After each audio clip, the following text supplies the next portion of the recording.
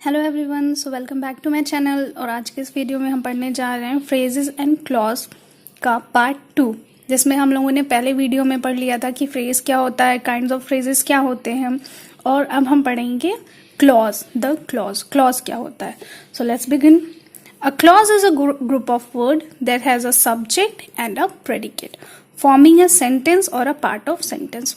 So हमने देखा था अभी तक कि फ्रेज में ना सब्जेक्ट होता है, ना ऑब्जेक्ट होता है, ना वर्ब होता है और ना ही प्रेडिकेट होता है। But in clause a group of word that has a subject and a predicate. अब ऐसा ग्रुप ऑफ वर्ड, ऐसा शब्दों का समूह जिसमें सब्जेक्ट भी होता है और प्रेडिकेट भी होता है, उसको क्या बोलते हैं? क्लॉज बोलते हैं। और ये क्या करता है? फॉर्म क्या करता है? सेंटेंस करता है या फिर अ पार्ट ऑफ सेंटेंस। या तो क्लॉज जो होता है या तो एक पार्ट ऑफ सेंटेंस में भी हो सकता है या फिर फुल सेंटेंस में भी हो सकता है, और जिसमें सब्जेक्ट भी होता है और प्रेडिकेट भी होता है। Example, Smita sings. स्मिता क्या है? सब्जेक्ट है। सिंग्स है वर्ब। अब ये कैसे वर्क करे? As an predicate. Smita sings a song. Smita subject, sings a song. Sings हो गया हमारा वर्ब, क्योंकि ये क्रिया कर रही है, कुछ कार्य कर रही है, तो वो हमारा वर्ब हो गया। अ सॉन्ग क्या हो गया? Object as a predicate. Smita sings a song and Ravita sweeps the floor. अब देखो, Smita subject, sings verb, song object, Ravita subject, sweeps verb, the floor object. और इसको कनेक्टर क्या है? इसका कनेक्टर एंड। कनेक्ट क्या कर रहे हैं? एंड। तो हमारा स्मिता सिंग्स अ सॉन्ग्स ये भी एक क्लॉज हो गया, और रविता स्वीप्स द फ्लोर ये भी एक क्लॉज हो गया। सो बेसिकली अब यहाँ एग्जांपल्स में देखते हैं क्या लिखा है। Smita sings a song is a clause and Ravita sweeps the floor is a clause. मतलब दोनों क्लॉज है, because they have a subject, verb and object. Because क्यों क्लॉज है? क्योंकि क्लॉज की डेफिनेशन में लिखा था कि सब्जेक्ट और प्रेडिकेट होता है, तो इसमें सब्जेक्ट भी है, प्रेडिकेट भी है और हमारा वर्ब भी है। तो ये क्या हो गया? ये दोनों जो पार्ट है सेंटेंस के, ये दोनों क्लॉज हो गए, और ये एक कंप्लीट सेंस भी बना रहे हैं मिलके। नेक्स्ट देखते हैं। A clause may stand as a simple sentence or may join another clause to make a sentence.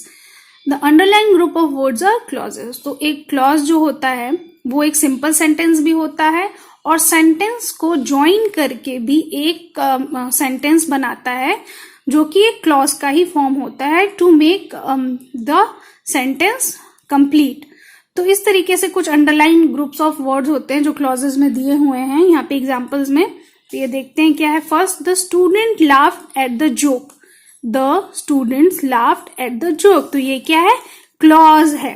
देखो, क्लॉज है क्योंकि इसमें सब्जेक्ट भी है, हमारा स्टूडेंट जो है वो सब्जेक्ट है, और लाफ्ड जो है वो वर्ब है। तो हमारे क्लॉज की डेफिनेशन में ये भी था कि ये सब्जेक्ट भी होता है, ऑब्जेक्ट भी होता है, वर्ब भी आता है। ये सारी चीजें क्लॉज में आती हैं, और ये सारी चीजें फ्रेज में नहीं आती थी। ना सब्जेक्ट आता था, ना ऑब्जेक्ट आता था, ना ही प्रेडिकेट आता था। Second, all the people who are sitting on the last bench came late। अब देखो यहाँ पे जो हमारा क्लॉज है ये सेंटेंस के बीच में है, तो क्लॉजेस भी या तो सेंटेंस के पहले भी आ सकते हैं, बीच में भी आ सकते हैं, और एज एन ऑब्जेक्ट भी आ सकते हैं, एज एन सब्जेक्ट भी आ सकते हैं, एज एन ऑब्जेक्ट भी आ सकते हैं clauses. who are sitting on the last bench is a clause because it's having a sense। the man became angry and smashed the egg। जो मैन था वो क्या हो गया? एंग्री हो गया, और उसने एग को स्मैश कर दिया। तो the man became angry, the man became angry is having a sense, complete sense. तो ये क्या हो गया? क्लॉज हो गया। It is a part of a sentence also. Clause की डेफिनेशन में ये भी है ना, clause is a part of sentence. The door open and the lady walked in. अब यहाँ पे जो हम लोगों ने थर्ड एग्जाम्पल देखा था कि यहाँ पे कनेक्टर्स के साथ भी क्लॉजेस आते हैं जो डिवाइड होते हैं। The door open and the lady walked in, ये भी दोनों हमारा क्लॉज हो गया। A clause is a group of words forming a part of a sentence having subject and a predicate of its own. Clause can be divided into two classes. अब यहाँ पे clause की डेफिनेशन है कि clause किसे कहते हैं? Group of word forming a part of sentence having subject and predicate of its own, this is called clause. So यहाँ पे अब देखते हैं कि क्लॉज के जो दो क्लासेस होते हैं, दो काइंड्स होते हैं, वो क्या होते हैं? एक होता है मेन क्लॉज, दूसरा होता है subordinate clause. A main clause express a complete thought and it can be used on its own as a sentence. अब मेन क्लॉज जो होता है वो एकदम कंप्लीट सेंटेंस होता है और उसको हम एज अ सेंटेंस भी यूज कर सकते हैं. बेसिकली वी कैन यूज और we can say it is a complete sentence. जो मेन क्लॉज होता है that is a complete sentence. Subordinate clause क्या होता है? A subordinate clause doesn't express a complete thought and cannot stand by itself and depends on another clause. अब जो subordinate clause होता है उसके खुद का कुछ भी एक्सप्रेशन नहीं होता है, ना ही कुछ उसका कंप्लीट थॉट होता है, और वो खुद से स्टैंड नहीं करता है किसी भी सेंटेंस में, और वो मेन क्लॉज पे हमेशा डिपेंडेंट होता है. जो सबऑर्डिनेट क्लॉज होता है it's always depend on main clause. अब जैसे हम एग्जाम्पल देखेंगे तो आपको ज्यादा क्लियर होगा. देखते हैं. जैसे यहाँ टेबल में सेंटेंस दिया हुआ है, क्लॉजेस दिए हुए हैं. आई वेट टिल ही कम, ये हमारे एक कंप्लीट सेंटेंस है. आई वेट ये मेन क्लॉज है. टिल ही कम्स ये क्या हो गया? Subordinate clause. Subordinate clause always depend होता है मेन क्लॉज पे. कैसे? टिल ही कम्स वो तब तक इंतजार करेगा. कब तक इंतजार करेगा? जब तक वो वो तब तक टिल ही कम्स मीन्स वो जब तक वहां पे इंतजार करेगा जब तक वो आएगा. तो वो जब तक आएगा तब तक वो क्या करेगा? इंतजार करेगा. तो यहाँ पे उसका आने जो उसका आना डिपेंड करता है कब तक करता है? जब तक वो आएगा तब तक वो इंतजार करेगा. तो उसके इंतजार करने पे उसका आना डिपेंड कर रहा है. तो ये चीज जो है, जो सबऑर्डिनेट क्लॉज है, ये कब तक उसके इंतजार करने पे ही डिपेंड करता है. तो इस तरीके से सेकंड भी है. They ask why I was late. They ask is main clause, why I was late is subordinate clause. तो सबऑर्डिनेट क्लॉज जो है वो हमेशा मेन क्लॉज पे डिपेंडेंट करती है, ये याद रखना है. Study each of above cases. The clauses column. Each column contains a subject and a finite verb. That is a verb showing tense, person and number. तो ये तो रही इसकी डेफिनेशन और इसको डिफाइन किया गया है जो एग्जाम्पल्स है उसको. I'll wait and they ask are main clause. जैसे हम लोगों ने देखा I'll wait और they ask जो है वो मेन क्लॉज है. And till he comes and why I was late are subordinate clause. Till he comes and why I was late is subordinate clause. Subordinate clause are usually introduced by conjunction like when, after, till, until, whether, who, etc. तो अब जो conjunction होते हैं, जो connectors होते हैं, तो जो सबऑर्डिनेट क्लॉज होते हैं वो हमेशा इन्हीं कनेक्टर से ही इंट्रोड्यूस होते हैं. अब जैसे आप आगे फर्दर एग्जाम्पल्स देखोगे, कुछ एक्सरसाइजेस करोगे तो आपको और भी ज्यादा क्लियर हो जाएगा कि ये जो कनेक्टर्स हैं like when, after, till, until, whether, who. जैसे आप देखो यहाँ पे टिल आया, वाई आया, तो ये जो है ये कनेक्टर्स हैं. बेसिकली ये कंजक्शन है और कनेक्टर्स हैं जो कि सबऑर्डिनेट क्लॉज में स्टार्टिंग में इंट्रोड्यूस होते हैं. नेक्स्ट देखते हैं क्या है difference between phrase, clause and sentences. अब हमें देखना है बेसिकली कि फ्रेज में, क्लॉज में और सेंटेंस में क्या डिफरेंस होता है. तो इसका एक बहुत ब्रॉड टर्म होता है, मैं आपको बहुत ही शॉर्ट में बताऊंगी. जैसे हम याद करते हैं फ्रेज में क्या होता है? No subject, no object, no verb, and phrase doesn't make a complete sense. ठीक है, फ्रेज में न सब्जेक्ट होता है, न ऑब्जेक्ट होता है, ना ही वर्ब होता है, और it doesn't make a complete sense. ठीक है, and can not stand its own. तो अपने सेंटेंस में अपने खुद से वो स्टैंड नहीं करता है. अब क्लॉज क्या होता है? Having subject, having object and having verb. ठीक है, उसमें सब्जेक्ट भी होता है, ऑब्जेक्ट भी होता है, वर्ब भी होता है, और ये श्योर नहीं होता है क्लॉज में कि वो कंप्लीट सेंस बनाएगा कि नहीं बनाएगा, लेकिन वो सम सेंस बनाता है. ठीक है, क्लॉजेस में कुछ सेंस बनता है, कुछ सेंस इसमें बनता है, आपके फ्रेज में बनता है. क्लॉज में क्या होता है? कभी कभी वो कंप्लीट सेंस बनाता है और कभी कभी वो कंप्लीट सेंस नहीं बनाता है. जैसे हम लोगों ने यहाँ ऊपर में एग्जांपल्स देखा था, ये जो सेंटेंस है ये कंप्लीट है. ठीक है, the student laughed at the joke, तो ये हमारा क्लॉज है और ये कंप्लीट है, तो ये कंप्लीट सेंस बना रहा है. लेकिन ये the door open and lady walked in, तो ये जो क्लॉजेस पार्ट्स में डिवाइड हो गए, ये कंप्लीट सेंस नहीं बनाएंगे. तो यही चीज होती है कि उसमें सब्जेक्ट, ऑब्जेक्ट, वर्ब तो होता है, लेकिन कभी कभी वो सेंस पूरा बनाते हैं, कभी कभी नहीं बनाते हैं. थर्ड, सेंटेंस क्या होता है? तो सेंटेंस में सब्जेक्ट भी होता है, ऑब्जेक्ट भी होता है, वर्ब भी होता है. ठीक है, सारी चीजें होती हैं और वो हमेशा कंप्लीट सेंस बनाता है and can always stand its own. तो ठीक है, तो जो इस तरीके से हम लोगों ने डिफरेंसेस देख लिए कि फ्रेज क्या होता है, क्लॉज क्या होता है, सेंटेंस क्या होता है। फ्रेज जो होता है वो कभी खुद से स्टैंड नहीं करता है। क्लॉजेस जो होते हैं मे और may not be able to stand its on, क्योंकि कभी कभी वो सेंस बनाते हैं, कभी कभी नहीं बनाते। और सेंटेंस जो होता है वो ऑलवेज एक कंप्लीट सेंस बनाता है। So, if a clause cannot stand its own, it is a part of sentence. If a clause can stand its own, it is also a sentence. तो जब clause जो है वो complete sense बना लेगा तो उसको हम sentence बोलेंगे, और जब वो complete sense नहीं बनाएगा, cannot stand its own, तो उसको हम part of a sentence बोलेंगे। अब यहाँ पे देखो क्लॉज का एक चार्ट बनाया है। क्लॉज है, क्लॉज के दो पार्ट्स होते हैं, main clause and subordinate clause. Main clause को प्रिंसिपल क्लॉज भी कहते हैं। सबऑर्डिनेट क्लॉज के तीन पार्ट्स होते हैं, noun clause, adjective clause and adverb clause.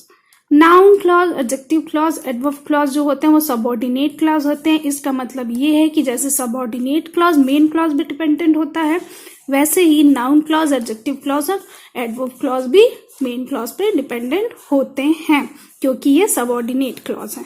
So let's see noun clause. अब नाउन क्लॉज क्या होता है? Noun clause is a dependent clause.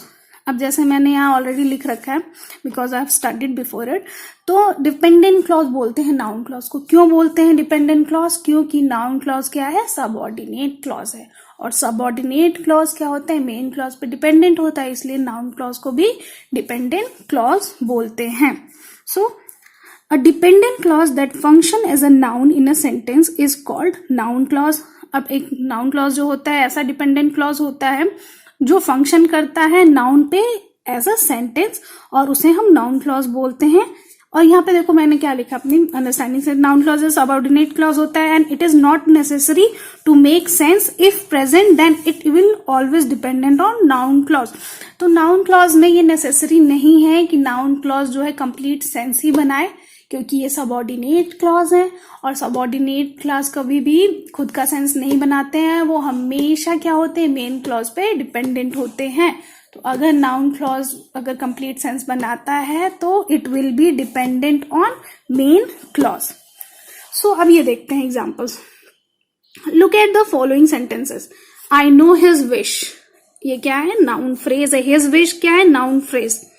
और आई नो हिज विश को हम दूसरी तरीके से कैसे लिख सकते हैं? I know what he wants. तो इसका दूसरा लिखने का सेंस ये है, लेकिन अब ये नाउन फ्रेज से किस में कन्वर्ट किया गया है? नाउन क्लॉज में। नाउन क्लॉज में इसको कन्वर्ट किया गया है। और व्हाट ही वांट्स, तो ये हमारा वर्ब हो गया, इसमें सब्जेक्ट भी है, और आई नो जो है ये मेन क्लॉज है। अब देखो सेकेंड है, आई नो हिज हाउस, ये हो गया noun phrase. I know where he lives, ये हो गया noun clause. She promise to help me, तो इनफाइनाइट फ्रेज है ये। She promise that she would help me, ये नाउन क्लॉज है। अब देखो नेक्स्ट क्या बोल रहा है, the noun clause always answer the question what. मतलब नाउन क्लॉज को पहचानने का तरीका यही है कि ये ऑलवेज किस चीज का आंसर देता है? व्हाट का। Noun clause are introduce by these connectors. तो नाउन क्लॉज होते हैं ये कुछ कनेक्टर से इंट्रोड्यूस होते हैं, जैसे प्रोनाउन में who, what, which, whom, whose, adverb में when, where, why, how, and conjunction में दैट, वेदर, इफ। तो नाउन क्लॉज को पहचानने का तरीका यही होगा कि सेंटेंस में आपको ये कनेक्टर्स दिख जाएंगे। ठीक है, अब एग्जांपल्स कुछ दिए हुए हैं, हम देखते हैं। I know who is he, who आया ना कनेक्टर्स, हु इज ही, ये क्या हुआ? Noun clause. I know what he wants, what आया? What he wants, noun clause. I know that he is quite rich, देखो दैट आया connectors में, conjunction में। तो इसी तरीके से सारे एग्जांपल्स दिए हुए हैं। नेक्स्ट देखते हैं, noun clause acts like a noun phrase. This mean that noun clause may be subject, object, complement और ऑब्जेक्ट ऑफ प्रीपोजिशन। समटाइम्स जो नाउन क्लॉज होता है its also work as a noun phrase. तो इसका मतलब ये होता है कि नाउन क्लॉज सब्जेक्ट की तरह भी वर्क करता है, ऑब्जेक्ट की तरह भी करता है, complement and object of preposition and adjective की तरह भी वर्क करता है। उसके कुछ एग्जांपल्स दिए हुए हैं, जैसे हम नाउन क्लॉजेज जो हैं सब्जेक्ट की तरह वर्क करना सेंटेंस की स्टार्टिंग में भी आ सकता है, जैसे what he say is true, here noun clause is working as a subject. Why he left this place, is a mystery, तो ये भी एज एन सब्जेक्ट हुआ। अब देखो कनेक्टर्स, देखो सब में कनेक्टर्स आ रहे हैं ना, वॉट, वाई, दैट, वेदर। जो हम लोगों ने ऊपर कनेक्टर्स देखे थे, ये कनेक्टर्स जो ऊपर देखे थे, ये कनेक्टर्स यहाँ पे आ रहे हैं ना, वॉट, वाई, दैट, वेदर। ये यहाँ पे noun clause as an subject है। Noun clause as an object में भी देखो, I don't understand what he say, I don't know why he left this place. तो ये जो रेड पार्ट में है, ये सारा नाउन क्लॉज है, और ये देखो कनेक्टर से स्टार्ट है, what, why, whether, that. Similarly, as an complement, noun clause and as an complement. देखो, the problem is that there is no one to help us. The question is how we should solve this problem. तो ये सारे भी हैं जो हैं noun clause हैं as an complement, और ये भी connector से start ही हो रहे हैं, that, how, what, why. Object of preposition, अब देखो यहाँ पे नाउन क्लॉज जो है ऑब्जेक्ट की तरह वर्क कर रहा है, और इसमें प्रीपोजिशन भी आ रहे हैं। You should pay attention to what I say, what, I was not aware of how he manage to go there, how, she is against whatever I want to do. तो यहाँ पे भी सारे connectors आ रहे हैं noun clauses में, और ये क्या है, ऑब्जेक्ट ऑफ प्रीपोजिशन है। नेक्स्ट देखते हैं, नेक्स्ट पेज में क्या है। So complement of adjective, so noun clause as an complement of adjective. अब यहाँ पे भी नाउन क्लॉज की बात की जा रही है, लेकिन यहाँ पे एडजेक्टिव भी है साथ में। He is not sure where she lives, where she lives ये भी कनेक्टर है। I am confident that he will pass, adjective. It is doubtful whether he will be able to come. अब फोर्थ क्या है, noun plus noun clause in an apposition. So यहाँ पे noun के साथ नाउन क्लॉज है, वो भी ऑपोजिशन सेंस में। First, the rumours that he has gone bankrupt is baseless. Second, the report that he had died is true. Third, the fact that she is hard working is beyond doubt. And fourth, the idea that the earth is flat was proved wrong long back. तो ये सारी जो चीजें हैं, ये भी आपकी noun clause ही होती हैं, और ये इन सारे केसेस में आती है। Noun plus noun clause as complement of adjective, और यहाँ पे नाउन क्लॉज आपका एज एन सब्जेक्ट भी वर्क करता है, एज एन ऑब्जेक्ट भी वर्क करता है, एज एन प्रीपोजिशन भी, कॉम्प्लीमेंट भी। तो ये इसकी एक्सरसाइज है जो कि मैंने पहले ही कर रखी है। So let's see. तो देखो नाउन क्लॉजेस आप देखते ही पहचान जाओ। कैसे पहचान जाओगे? Connectors, how, that, when, that, what, that, what, how, that, that. तो सबसे पहले हम पहला सेंटेंस देखते हैं। She often wondered how Ravi could pass. तो हाउ रवि कुड पास जो है एनसर्कल करना है हमें नाउन क्लॉज। तो हाउ रवि कुड पास क्या होगा? नाउन क्लॉज होगा। I am afraid that she will never return, noun clause. I do not know when he will come, ये when he will come, noun clause. There are confident that they will win the match, that they will win the match जो होगा noun clause. There is nothing wrong about what she wants to do. What she wants to do क्या हो गया? Noun clause. In fact, that he has left the job. He had been denied. That he has left the job. Noun clause. What she says is true. What she says जो होगा यहाँ तक noun clause होगा. How he will do it ये noun clause होगा. That I hate him is known to everyone. Noun clause. Her wish is that her son should go abroad. तो that her son should go to abroad ये जो होगा हमारा noun clause होगा। तो यहाँ पे देखो एज एन ऑब्जेक्ट आ रहा है, यहाँ पे देखो बीच में आ रहा है, सेंटेंस के बीच में आ रहा है, यहाँ पे एज एन सब्जेक्ट आ रहा है नाउन क्लॉज। तो नाउन क्लॉज भी एज एन सब्जेक्ट वर्क करता है, एज एन ऑब्जेक्ट भी वर्क करता है। अब हम पढ़ेंगे नेक्स्ट एडजेक्टिव क्लॉज। सो एडजेक्टिव क्लॉज क्या होता है? Read the following sentences. She is very beautiful girl. Adjective phrase pre-modifies a noun girl. तो यहाँ पे जो adjective phrase दिया हुआ है a very beautiful girl, ये किसको pre-modify कर रहा है? girl किसको pre-modify कर रहा है? adjective phrase girl को। यहाँ पे पहले आ रहा है तो pre-modify कर रहा है। Second, she is a girl of a great beauty. यहाँ पे prepositional phrase post modified the noun girl. तो यहाँ पे जो girl है, अब यहाँ पे जो है फ्रेज जो है हमारा एडजेक्टिव फ्रेज, ये इसको पोस्ट मॉडिफाई कर रहा है, ये गर्ल के बाद में और ये यहाँ पे गर्ल के पहले है। फंक्शन एज एन एडजेक्टिव, और ये दोनों कैसा फंक्शन कर रहा है? एज एन एडजेक्टिव, क्योंकि यहाँ पे उसकी क्वालिटी बता रहा है। लाइक यहाँ पे very beautiful, great beauty. Next, she is a girl who is beautiful, ये हो गया हमारा एडजेक्टिव क्लॉज। तो जब ये एडजेक्टिव की तरह वर्क कर रहा था, अब हमने इसको एडजेक्टिव क्लॉज में कन्वर्ट कर दिया। Like she is a girl who is very beautiful. इसमें सब्जेक्ट भी है, वर्ब भी है, ऑब्जेक्ट भी है, तो ये क्या बन गया, हमारा क्लॉज बन गया। The adjective clause acts as an adjective in a sentence. It qualifies the noun or pronoun that goes before it. It is usually introduced by a relative pronoun who, whose, which, that, and relative adverb when, where, and why. तो adjective जो होता है, adjective clause जो होता है, वो sentence में as an adjective work करता है, और वो किसको क्वालिफाई करता है, नाउन को और प्रोनाउन को, जो उसके पहले यूज किए जाते हैं। और ये यूजुअली कैसे इंट्रोड्यूस होता है, कुछ कनेक्टर्स हैं, रिलेटिव प्रोनाउंस है like who, whose, which, that, and relative adverbs हैं व्हेन, वेयर एंड हाउ। अब यहाँ पे एक चीज है बहुत important note, the adjective clause is also called a relative clause. means adjective clause को क्या बोलते हैं, relative clause भी बोलते हैं, क्योंकि ये कुछ relates करता है ना pronouns को भी, तो ये relative clause भी ये बोला जाता है। The relatives differs according to whether they refers to the person or thing and according to their cases. ये अब according to the cases जैसा सेंटेंस होता है उसके अकॉर्डिंग ये रिलेट करता है। अब यहाँ पे कुछ एक चार्ट दिया हुआ है, द फॉर्म्स जो है इसके कुछ रिलेटिव हैं, नॉमिनेटिव केसेस हैं, ये केसेस हैं, nominative case, objective case and possessive case. और यहाँ पे पर्सन्स के लिए, यहाँ पे थिंग्स के लिए, तो पर्सन्स के लिए हु, दैट के साथ रिलेट करता है नॉमिनेटिव केस में, थिंग्स के लिए विच, दैट के साथ करता है, ऑब्जेक्टिव केस में home, who, what, objective case में थिंग्स के लिए विच एंड दैट, पॉजेसिव केस में पर्सन के लिए हुज एंड पॉजेसिव केस में फॉर थिंग्स के लिए हुज ऑफ विच। ये चार्ट आपको एग्जाम्पल पढ़ोगे तो क्लियर होगा। एग्जाम्पल जैसे first, this is a book, इसको कनेक्ट क्या कर रहा है, which and that he has bought, this is a book which he has bought, या this is a book that he has bot.